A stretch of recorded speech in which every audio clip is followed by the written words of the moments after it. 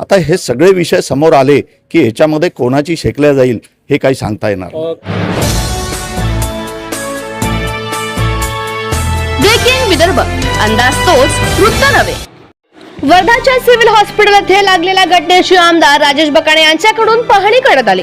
Civil हॉस्पिटलच्या आगीच्या घटनेची चौकशी केली जाणार असल्याचे आमदार राजेश बकाणे यांनी म्हटले आहे. यावेळी आरोग्य संचालक शंभरकर, जिल्हा शल्य चिकित्सक सुमंत वाघ, उपविभागीय अधिकारी दीपक करंडे आदी उपस्थित होते. दोषींवर कठोर कार्यवाही करणार असल्याची प्रतिक्रिया राजेश बकाणे यांनी यावेळी दिली आहे. दुर्दैवी घटना आहे. मी आज अनायसे वर्धेमध्ये असतानाच मला या घटनेची माहिती मिळाली की या ठिकाणी आग लागलेली आहे. ही घटनेची माहिती मिळाल्याबरोबर मी संबंधित अधिकाऱ्यांना फोन केला. या ठिकाणी फायर ब्रिगेडच्या गाड्या पाठवल्या आणि ही आग आटोक्यात आणण्याचा प्रयत्न केला. म्हणजे एक चांगली गोष्ट आहे की या ठिकाणी जीवितहानी झालेली नाही.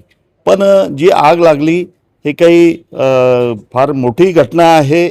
इतक्या म्हणजे ही घटना फार सिरियस घ्यावं लागेल, कारण भंडाऱ्याचा विषय मागच्या वेळेस झालेला असताना त्या ठिकाणी जीवितहानी झाली. या ठिकाणी येऊन पाहिलं असताना फायर एक्सटिंग्विशन जे आहे हे निकामी आहे. स्प्रिंकलर जे आहे ते सुद्धा निकामी आहे. त्या स्प्रिंकलरनी या ठिकाणी ज्यावेळेस घटना झाली त्यावेळेस काम केलेलं नाही. इलेक्ट्रिक ऑडिट झालेलं आहे की नाही याची सुद्धा मी आता चौकशी करणार आहे. पालकमंत्री साहेब आता कुठेतरी दौऱ्यावर गेलेले असताना त्यांचासुद्धा मला फोन आला. त्यांनी सांगितलं की राजू या ठिकाणी जाऊन बघ. लगेच मी या ठिकाणी आलो. या ठिकाणी डेप्युटी डायरेक्टर शंभरकर साहेबांची भेट घेतली. सिव्हिल सर्जन वाघ साहेब आहे, SDO साहेब जे आहेत त्यांचीसुद्धा भेट घेतलेली आहे. या ठिकाणचे तहसीलदारसुद्धा या ठिकाणी माझ्यासोबत आहेत.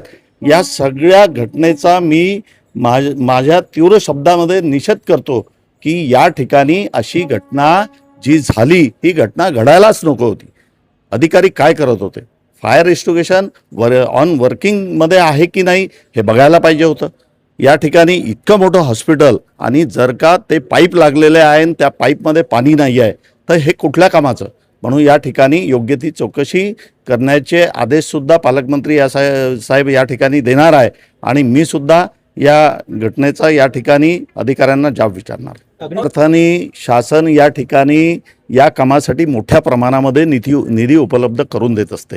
हे सगळं या ठिकाणी काम करत असणाऱ्या अधिकाऱ्यांचं काम आहे की जो शासनाचा निधी आहे तो पुरेपूर उपयोग होतो की नाही, उपयोगात आल्यानंतर ज्या कामासाठी तो निधी आणला गेला ते काम व्यवस्थित झालं की नाही, ते वर्किंगमध्ये आहे की नाही हे पाहण्याचं काम या ठिकाणी असणाऱ्या अधिकाऱ्यांचं आहे.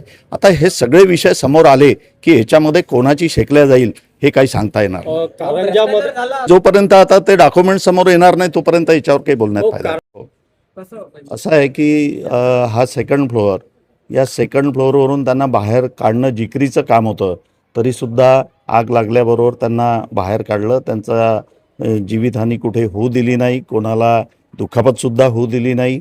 आणि खऱ्या अर्थाने या ठिकाणी असणारे जे कोणते स्टाफ होते वरती त्यांना हलवण्याचं काम केलं.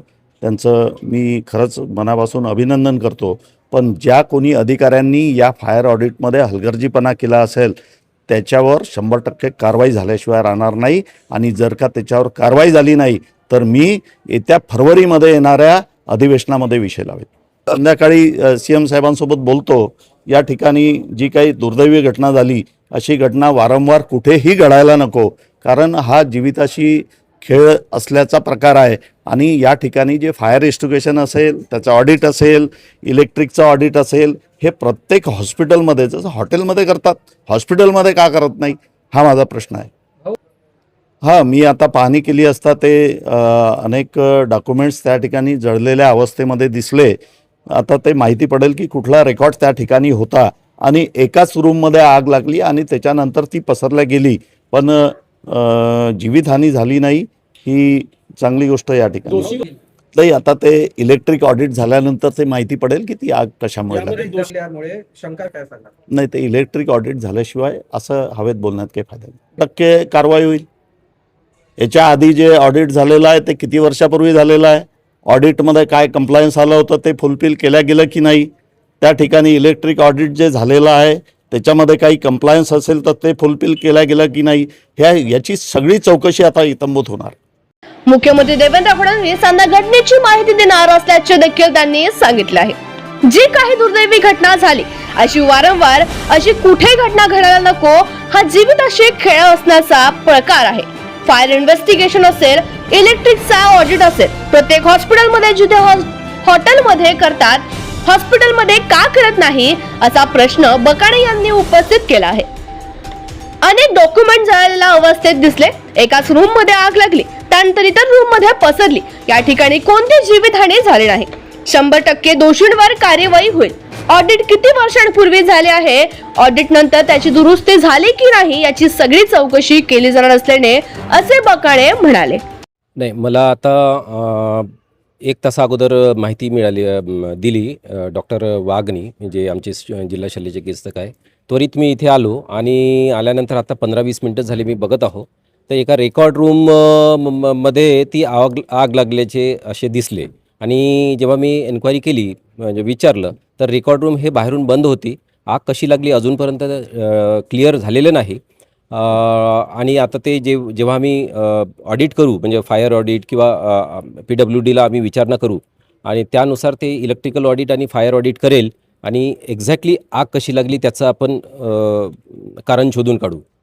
जर बघितलं तर त्या रेकॉर्ड कोणती होती याची मी जेव्हा सगळ्या स्टाफला विचारलं, तर तेव्हा तिथे जे पेशंटचे रेकॉर्ड्स होते तेच तिथे उपलब्ध होते आणि काही सामान होतं। असे म्हणजे पेशंटचे रेकॉर्डसुद्धा महत्त्वाचेच आहे असं म्हणत नाही मी, परंतु असे म्हणजे या प्रकारे रेकॉर्ड तिथे उपलब्ध होते। ज्या ठिकाणी नाही, अजूनपर्यंत तसं काही नाही आहे। जिल्हा शल्य चिकित्सकांनी मला सांगितलं फक्त इथे रेकॉर्ड्स जे होते बालकांचे किंवा ज्या पेशंट ॲडमिट होतात त्यांचेच रेकॉर्ड तिथे होते। बाकी अशा प्रकारचा आणि तसे फायर सिस्टमचे हे ऑफिसमध्ये म्हणजे रेकॉर्ड्स असतात। हे ऑफिसवाला रेकॉर्ड नाही आहे, तो फक्त रुग्णांचा रेकॉर्ड आहे। नाही, मी आता ते मलाही आत्ताच माहिती पडलं, तर मी एकदा बघतो म्हणजे CS साहेबांनी जवळपास 20-25 रिमाइंडर दिले आहे PWDला आणि त्या कंत्राटदाराला, असं त्यांचं म्हणणं आहे। एकदा मी स्वतः व्हेरीफाय करील आणि त्याच्यानंतर मी याच्यावरती बोलू शकेल।